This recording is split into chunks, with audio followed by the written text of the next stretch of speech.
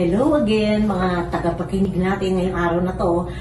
Ako po ulit si Dr. Grace Carol Beltran, ang inyong dermatologist, genetologist, and aesthetic surgeon, plus dermatologic surgeon. Okay, ang topic po natin ngayon ay talagang very interesting. Bakit ba? Kasi lahat ng tao naka-experience talaga nito, sigurado ko, no? Once in their lifetime. So ano ba ito? Ito yung tinatawag natin na pruritus o yung pangangati.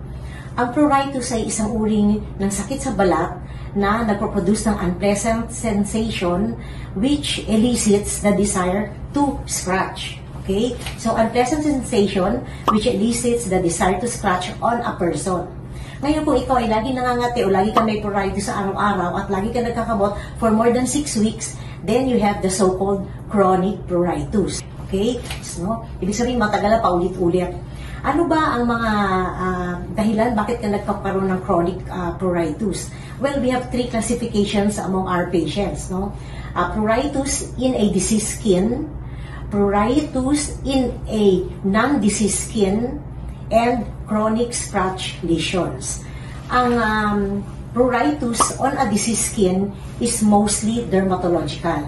So, ano ba yung mga dermatological? Like, for example, kung may atopic dermatitis ka, may psoriasis ka, or meron kang eczema or very dry skin, pwede ka magkaroon ng pruritus on a diseased skin. Ngayon, meron din naman na tinatawag na pruritus on a non-diseased skin. Ibig sabihin, wala nakikita sa balat, pero nangangati. Or pwede rin naman na may makita sa balat at sabay ang pangangati. So, ano ba yung mga halimbawa nito? Yung mga systemic conditions, like for example, diabetes, thyroid problem, yung mga liver problem, hematological problems, like for example, lymphoma or leukemia, or yung mga parathyroid problems din. Lahat ng organs natin, kapag ito ay may sakit, sometimes they produce the so-called chronic pruritus o yung parating nangangati ang katawan araw-araw for more than 6 weeks. Ngayon, yung iba pang dahilan ng pruritus on a non-diseased skin is neurological. No? Halimbawa na lang yung kung may brain tumor ka. Okay? Kung ikaw ay may nerve compression, nerve irritation, at saka nerve damage, no? Pwede ka rin magkaroon ng neurological pruritus. At ang isa pang mga halimbawa nito ay, kunyari, ikaw ay nagkaroon ng brain tumor. Yan. Pwede ka magkaroon ng pangangati, no, sa buong katawan. Kung ikaw ay merong notalgia paresthetica, this will elicit a stinging sensation or very severe pruritus in between the shoulder blades. Tapos may pigmentation to, makikita ka na doon nagsicentralize yung pangangati. Kung ikaw ay meron ding herpes zoster, no? Post-herpetic neuralgia, kung minsan nagkakaroon ka din ng pangangati na sobrang kating-kati na hindi ka na makatulog talaga. At ikaw din ay kung minsan pwede magkaroon ng pangangati kung ikaw ay merong cerebral or spinal infarction. Kasi yung spinal cord natin may blood supply ito. Pag nabarahan yung blood supply niya to, ayun, magkakaroon ka ng tinatawag na pagkapatay nung lugar kung saan hindi na dumadaloy ang dugo, kaya nagkakaroon ka ng cerebral or spinal infarction. And this can produce also pruritus. Ang isa pang dahilan para magkaroon ka ng pangangati, yung somatoform pruritus, kung saan ang isang tao ay may mental illness pero wala namang physical symptoms, no? Pero physical manifestation, I mean, not the symptom, pero nangangati sila. So, mental problem talaga, psychiatric, no? Psychosomatic pruritus ang tawag doon. So, yun yung tatlong classification ng bakit ka pwede magkaroon ng pangangati. Mga dermatological origin of chronic pruritus, pwede tayo magkaroon nito kapag tayo ay may infectious disease. Like for example, meron tayong may cotic, yung mga fungal infection, bacterial infection, parasitosis, o kaya like for example, yung mga scabies, yan, yung may mga cercardial dermatitis, pwede rin tayo magkaroon ng pangangati. Autoimmune dermatosis, like for example, bullous pemphigoid, mga blistering diseases, pwede rin tayo magkaroon ng pangangati. At kapag ikaw ay tumatanda na, pwede din ka magkaroon ng mga kati-kati kapag ka meron kang tinatawag na Hailey-Hailey disease, yung Barrier's disease, at marami pang iba. Tapos yung mga pregnant women, they sometimes experience severe pruritus, no, during the first, second, and third trimester. This is what we call dermatosis of pregnancy. Kaya yun, so kahit buntis ka, wala ka namang ibang problema, pwede ka rin magkaroon ng pangangati. At neoplasm, yung mga nabanggit ko kanina na meron kang cutaneous T-cell lymphoma, leukemia, at kapag ikaw ay may cancer, yun na, no? Kanyari leukemia, lymphoma, pwede ka rin magkaroon ng pangangati. Tapos yung mga systemic diseases na pwede ka rin magkaroon ng kati. Actually, marami to, parang siguro isang libro to na compilation, no? Pero ang nababanggit ko lang yung mga naalala ko. So for example, kung ikaw ay may chronic pruritus dahil ikaw may thyroid problem, chronic renal failure, liver disease, tapos may mga biliary cirrhosis na problema ka, pwede ka rin magkaroon. So those are endocrine and metabolic diseases. Kapag ikaw ay mayroong infectious disease like HIV, parasitosis, yung mga parasites na nakapasok sa loob ng katawan mo, helminthiasis, ganun din, para mga bulate, at saka yung hepatitis, yan. Pwede ka rin magkaroon ng pangangati. At kung ikaw ay, nabanggit ko na to kanina, kung may ikaw ay hematological diseases like leukemia, lymphoma, yung tinatawag na aquagenic pruritus, kung saan mayroong problema sa red blood cells mo, kasi related dito sa polycythemia rubra vera, ito ay hematological systemic disease na pwede magbigay ng pangangati.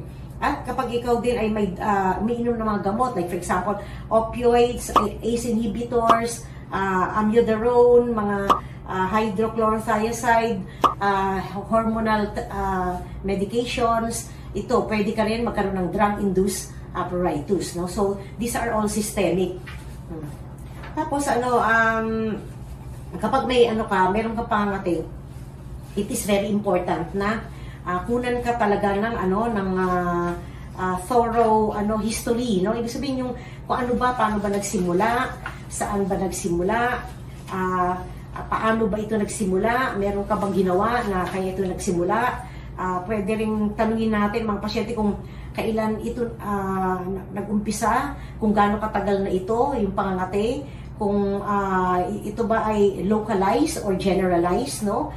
Kasi kung ito ba ay may mga preceding skin changes bago ka nag-umpisang mangati, at kung ito ba ay may mga exacerbating factors, like for example, yung tinatawag atopic atmokinesis, no? Yung atopic atmokinesis, ito yung mga pasyente na mayroong skin asthma, na kapag kunyari galing sila sa trabaho, umuwi sila sa bahay, at tinanggal nila yung kanilang damit, tapos nahanginan, naku, mag-i-induce ito ng pangangati, no? Kaya yun, no? Dapat nating alamin yan. So, there is a proper way of doing this. First of all, check the physical appearance of the lesions. Kasi without seeing the physical appearance, hindi mo matatanong yung dapat mong tanungin para maka-lead ka dun sa information, and you can lead or end up into a diagnosis, no? So, ayun, tatanungin mo lahat ng binanggit ko kanina, but first, you have to look at the lesions para malaman mo kung ano dapat yung itanong mo pa at idagdag mo sa tanong. Kasi bawat pasyente, iba-iba dapat ang tanong natin. Kasi depende nga kung ano yung cause ng pangangati at ano yung itsura nung nangangati. At saka based din sa history, no? Siyempre, kailangan mo itanong based sa history. Pwede rin ang pangangati ay related sa sa activity ng isang tao. Kanyari, ikaw ay nakipag-away sa asawa mo, nangati ka, bigla, nag-produce ka ng pantal-pantal, then that is cholinergic urticaria. Or kung ikaw ay nag-exercise, tumatakbo, nagte-treadmill, tapos bigla kang nangati, nilabas ang pantal-pantal, that is also cholinergic urticaria. At yung iba pa, they are produced by sun exposure, water exposure, exposure to different temperatures, extremes of temperature, hot or cold. Pwede ka rin magkaroon ng pangangati sa katawan. At kapag ito yung umuulit-ulit, more than 6 weeks, then you have a chronic pruritus. Ang mga yung mga laboratory procedures na dapat mong gawin, naka-rely din dun sa makikita mo sa balat. So you can do a CT scan, MRI, ultrasound test, no? You can do a skin biopsy, you can do some patch testing, or you can do other procedures na para malaman mo kung ano bang organ yung affected, at para ma-pinpoint mo kung saan ba nanggaling yung pangangati na paulit-ulit. Yun. At yung treatment then will depend on the type of problem that the patient has. No, kunyari, diabetic, So, mataas na yung B and creatinine nila. They might need to be dialyzed, no? Yan. Meron namang iba din na pwede mong bigyan ng mga gamot, no? Pero depende kung ano, kung ito ba ay liver disease, so ibang gamot ang ibibigay mo. Kung ito ay thyroid problem, iba din yung ibibigay mo. You have to first discover what is really causing the pruritus para malaman mo kung anong treatment ang ibibigay mo. So, this is not a box type of treatment. Ibig sabihin yung naka-decahon this is not a decahon treatment.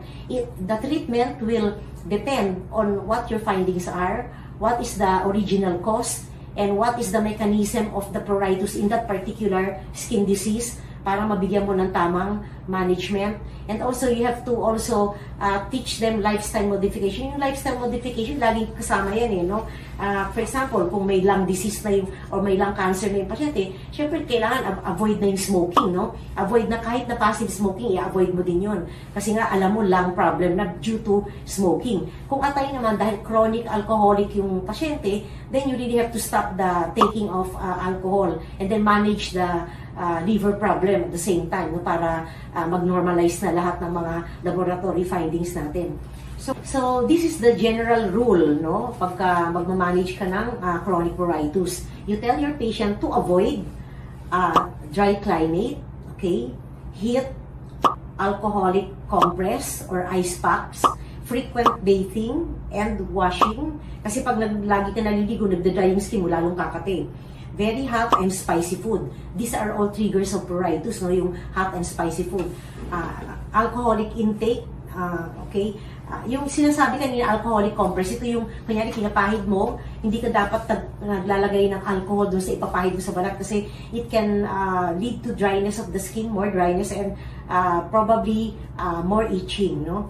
Tapos yung ano din, kailangan ka din avoid contact with irritant substances such as yung mga chamomile, okay, tea tree oil, may pa naman tayo magpahid ng mga oil sa katawan natin. So, yung mga eucalyptus, very highly allergenic yan, no? So, we have to avoid these things. Excitement, strain, and stress. Definitely, stress has a factor in chronic itching. The more stressful you are, the more you become itchy. And then also, allergens, yung mga house dust mites, okay? Especially in people with atopic dermatitis, house dust mites are #1 trigger of pruritus. And then also, use mild, non-alkaline soap. Kaya dapat yung soap mo mild, hypoallergenic, at saka dapat may moisturizer, lalo na kung dry yung skin mo. Tapos, also, hypoallergenic bathing oils. Also, lukewarm water while bathing or taking a bath for not greater than 20 minutes, no? Soft cotton clothing. Cotton is the best material if you have a chronic pruritus. Yung mga silk, yung mga nylon, makatin, yung mga woolly materials, yung mga mabalahibo, mahimulmol, bawal po yan. No? Tapos, night creams and lotions, also avoid these things, lalo na kung may mga tretinoin, may mga alpha-hydroxy acid, may mga, yung mga parang nagpipil ng skin, no? Bawal na bawal po yan kung kayo ay nangangati. Tapos, after contact with water, the skin should be dabbed dry without rubbing it in patients with dermatosis. So, bawal pala yung pag nagpupunas ka ng balat, no? Pagkatapos mo maligo, yung nirarab mo yung tuwalya, no? Lalo makangati. Kasi there is such thing as yung trigger, yung rubbing lang. Like kanina, di ba, na-expose sa amin, nakati na. So, kamisa kahit nirarab mo lang yung skin mo, nagkakaroon ka na talaga ng pangangati. And then, try to relax. So, have a relaxation therapy, autogenic training, and of course, psychosocial education. Educating the patients to cope with itching and scratching, and educational training program. So these are some of the helpful advices that you can give to your patients, aside from definitely diagnosing the particular problem, the original cause of the itching, and then treating it. So ito yung additional advice po natin na maibibigay sa ating mga pasyente na laging nangangati. Of course, syempre supportive treatment, no?